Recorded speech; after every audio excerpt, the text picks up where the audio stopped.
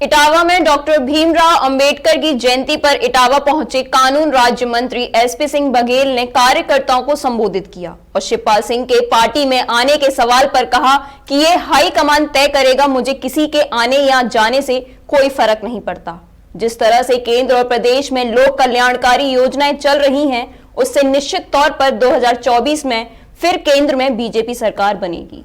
आज पूरे हिंदुस्तान में भारतीय जनता पार्टी के साथ साथ बाबा साहब के अनुयायी, समर्थक, प्रशंसक उनकी जयंती को मना रहे हैं। और जो जात, वर्ग, क्षेत्र, धर्म और पार्टी अपने पुरखों का सम्मान नहीं करती है, वो कभी आगे नहीं बढ़ती। और पुरखे भी ऐसे हों, बाबा साहब जिन्होंने भारत के संविधान के लिखने में एक बहुत बड़ी भूमिका निभाई और देश के पहले कानून मंत्री रहे, जिन्होंने हमको बहुत सारे अधिकार, चाहे वो मौलिक अधिकार हों, मौलिक कर्तव्य हों, राज्य के नीति निर्देशक तत्व हों, वोट डालने का अधिकार हो, समानता का अधिकार हो, स्वतंत्रता का अधिकार हो, विचार और व्यक्ति की स्वतंत्रता का अधिकार रहा हो, अनटचेबिलिटी को दूर करने की बात हो।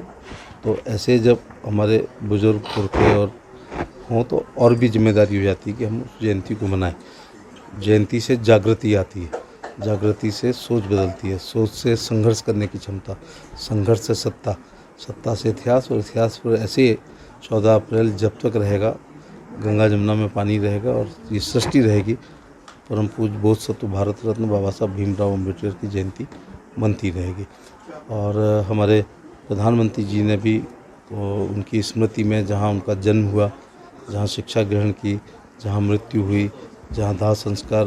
का, जहाँ बौद्ध दीक्षा ली, सभी इन 5 स्थानों पर बहुत अच्छे स्मारक बनाए हैं, यहाँ से लेकर इंग्लैंड तक। जिस प्रकार से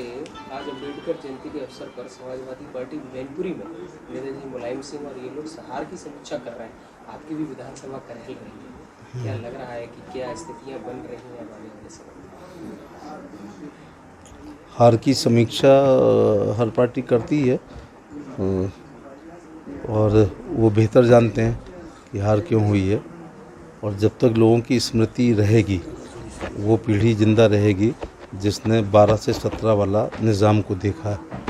तो वो तो अपने जीवन में वोट डालेंगे नहीं। क्योंकि जब उनकी, और ख़ासतौर से इटावा के लोग ज़्यादा समझ सकते हैं,